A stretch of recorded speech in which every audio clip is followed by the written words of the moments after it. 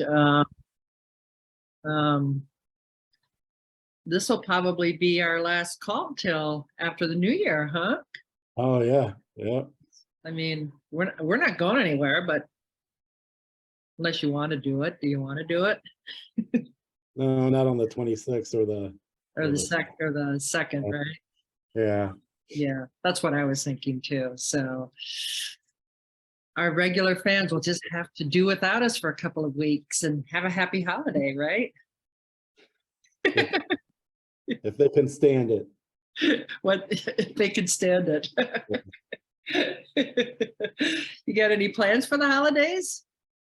Well, lots. We're staying in town, but we got lots. So we had Stump's sister and her kids in over the weekend, Oh staying wow. at her sister's condo, and they're leaving now.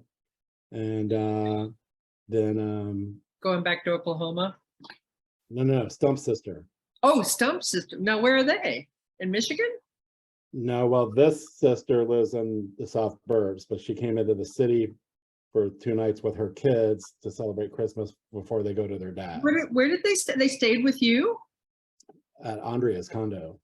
Oh, that's nice. And then tomorrow, Michelle and Tyler come in from Michigan, and they're staying there for 2 nights. Is Andrea gonna start charging these people Airbnb prices? No, as she says, Stump's family is my family. Oh, that's nice. Yeah, she's real good about it and kind of excited that they're able to use it too. So that's cool. Yeah. Yeah. I mean, why let it sit there empty?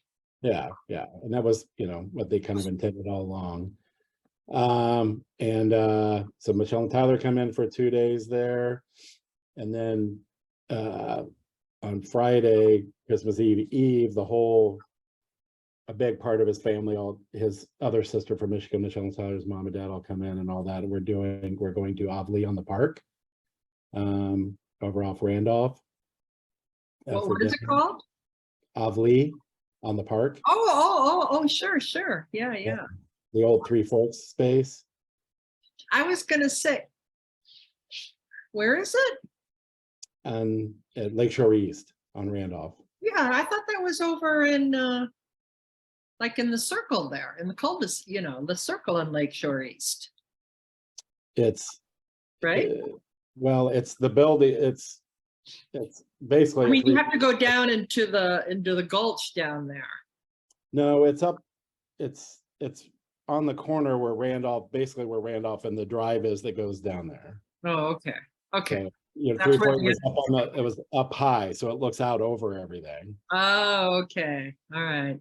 Well, that sounds like fun. When are you doing that Friday?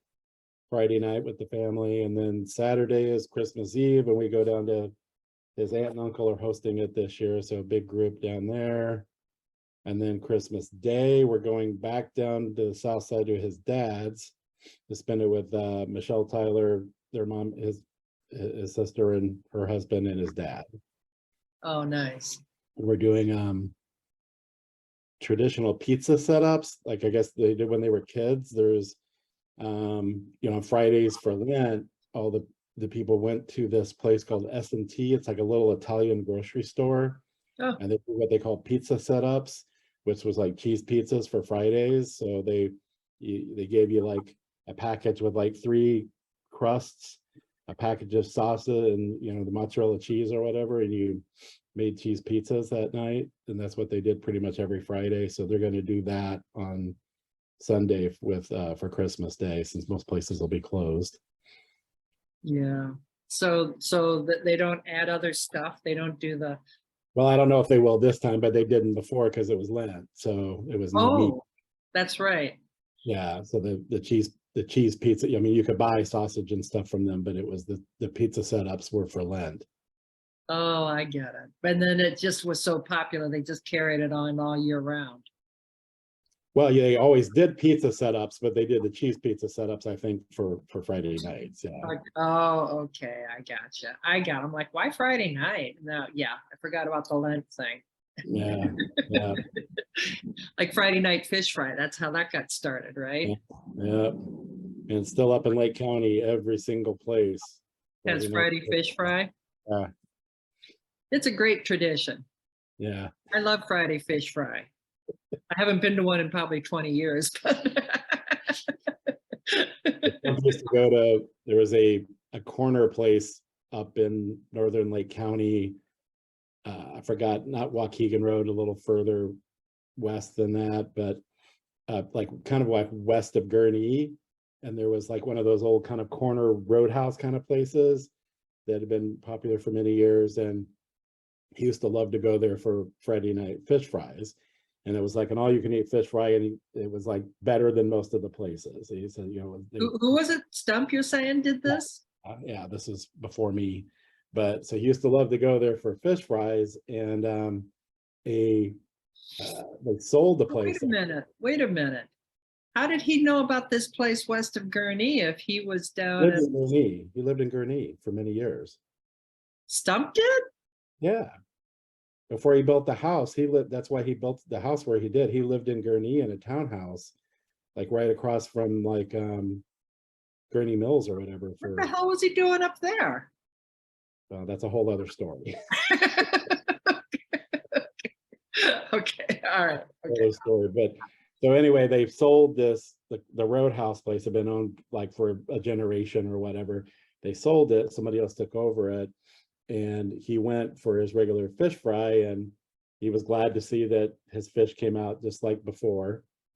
And then he asked for his next piece or whatever, and they brought him out, and they were frozen fish sticks.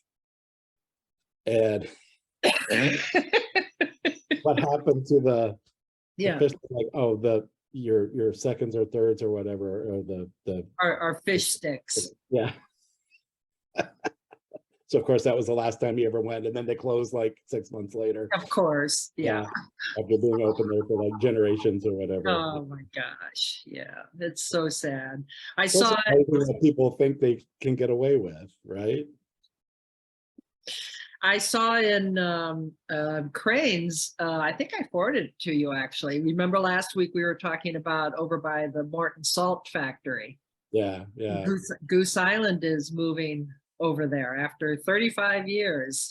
It's kind of funny because Stump keeps saying they need like a bar or brewery over there because there's nothing around it, and all these people are coming over before a show, and then he's like, everybody can't leave at the same time, there's too many people there, you know, and it's like they need to have like an overflow thing where people can go and have a drink or have something to eat before they get their Ubers and stuff, because it's just, you know, too crowded. Chaotic. And he said they need something over there, and so I sent that to him, and he was like, oh yeah, that is a perfect move for them. Yeah, So, plus they're going to be right on the river. I mean, yeah, how really cool. ideal could that be, right? Yeah, and they said the space is actually square footage wise smaller, but that it feels so much bigger. Yeah, because it's all open. Yeah. Yeah. Well, that where they are now, it sort of winds around into all these little back rooms. And Yeah, everything. right. So Yeah, they're going from the turtle wax factory to the salt factory. I forgot that it had been a turtle wax factory, but back in the late 80s, after I left Fox, I started out my career at Fox at the corner of Western and Wilson, Fox Realty. And I left there in 1986, and I went to work for B. Nelson down on Halstead and 2100 block Dickens and Halstead. And we lived in Ravenswood Manor at the time. And my shortcut home used to be I'd take Webster over to Clybourne. And I used to put my speed control on because it was so dead going up Clybourne that I could easily go 50, 60 miles an hour. So I'd put my speed control on like 35 or something so that I wouldn't. It was like my shortcut home back up to the north, North Ravenswood Manor. And it used to be where Webster Place theaters are now. Are they still there? They're still there, right? Yeah, they are. Because I know there's a lot of new stuff that's gone in over there, right on the bank of the river. But that used to be the butternut bread factory. It was all industrial over there. It was all factories. And of Yes, course, take a that's look when, at it. that was about the time, it might have been the late 80s, early 90s when Finkel Steel was going to leave. Remember Finkel Steel over there? And of course, now they're gone. But at the time, it was a big deal because they didn't want to lose that manufacturing. Mhm. And they actually created a protected, like a manufacturing district so that Finkel Steel could stay, which Yeah. sort of weird, right? I mean, kind of Well, weird to think, right? that was all over. They created those special districts, but Well, and now, Ravenswood Avenue was too. Well, Ravenswood Avenue was a protected, and I think they're over, and that was about that same time period of time when they were doing all that. They were protecting all that. where they're building the casino was a planned manufacturing district too. Right. Yeah, exactly. They just released all of those a few years back, yeah, but yeah. I mean, I guess the feeling, their sentiment was is that you couldn't replace manufacturing with other Manufacturing. um You mean, I thought you meant the reason they let the PMDs go. You mean the reason? no, they I mean the reason I was talking about, the reason why they protected them to begin with. Well, they were trying to keep the business in the city, but then they realized after so many years, it didn't actually make sense to keep them where they were. Yeah, and it wasn't necessarily It was more valuable as to residential. both, yeah, to both the owners of the manufacturing plants and stuff, and to the city and the residential areas and stuff and tax base. Yeah. Yeah, so it's kind of interesting to see what they're doing with the old Morton Salt. I mean, Yeah, it didn't actually say that. So if you don't know, the old Morton Salt shed on Elston has become a music venue. They opened the outdoor part in early fall. The indoor part will open for its first shows in February, and it's a really nice big space. It opens up, the outdoor part opens up to the river, so the boats can pull up there to the concerts. They've got that's on Elston Avenue, right? Just north right, of, like, is it north of Division? between Division and North Avenue. Okay, yeah. And then there's some other, side parts to it, and I guess that's where Goose Island, the actual brew house, the pub is Right. moving to. Well, I'm just kind of looking at the map here, and the funny thing about them calling themselves Goose Island Brewery is that they actually never were. Well, the brewery was, the pub wasn't, but the brewery was. I thought the brewery was in the building that they were. They That's had like a show brewery where they have like a specialty thing. The brewery is like a big plant because it was a big. Well, that brewery actually, that moved over because we were living in West Loop at the time. They moved over. They bought a building over on west of Ashland, over on just north of Lake Street, like on Hubbard, maybe. Yeah, the original one was on Goose Island, and that's where the name came from. Yeah. Okay. So the brew pub was just like a plate, like a restaurant they opened that. But they had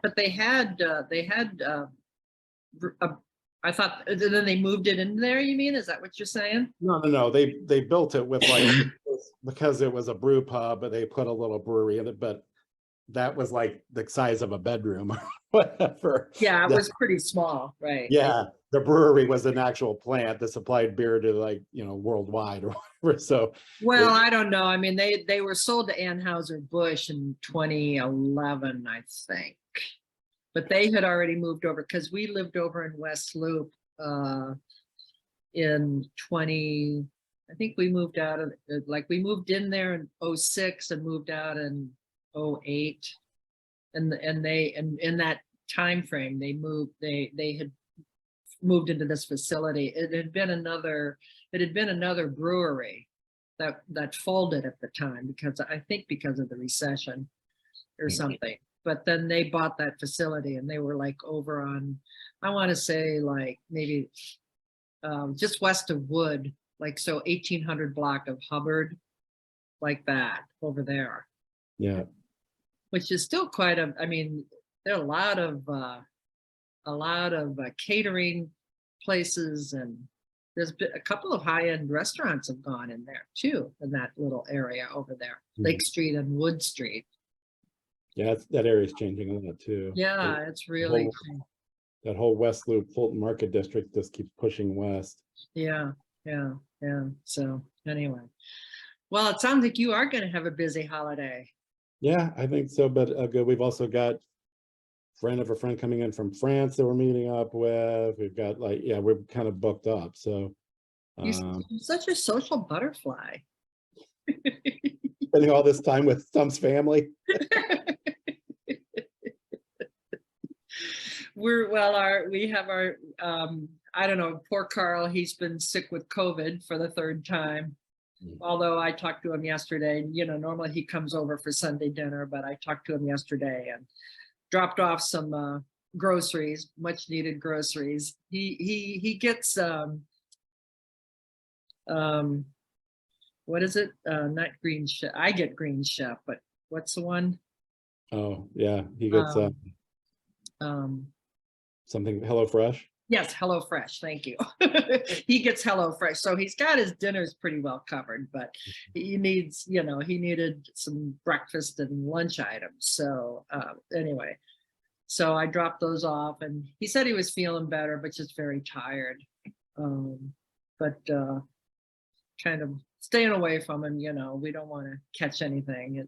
They're talking in the paper. I saw in the paper now they're saying we have a triple demic with RSV and the flu. And I've heard several people who have been really laid up with that flu that's going around, that it's really bad this year. But I understand the vaccine that they came up with for flu is actually pretty good. They really predicted well this year, because they have to start making those like in April or May or something.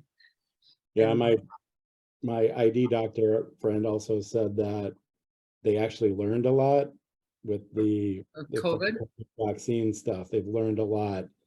And so that's one of the reasons that it's better as well.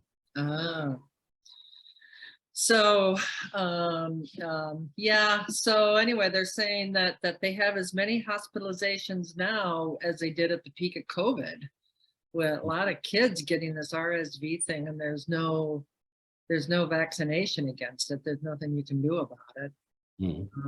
So it sounds pretty bad, but I've actually started wearing a mask again in public. I thought, we're not youngsters. We better start wearing a mask. Who wants to be sick for the holidays? Nobody, right? Well, maybe somebody does. Nobody wants to be sick for the holidays. All right, on that note. Stay well, stay healthy, and have a happy holiday season. And we'll see you next year. All right. Bye.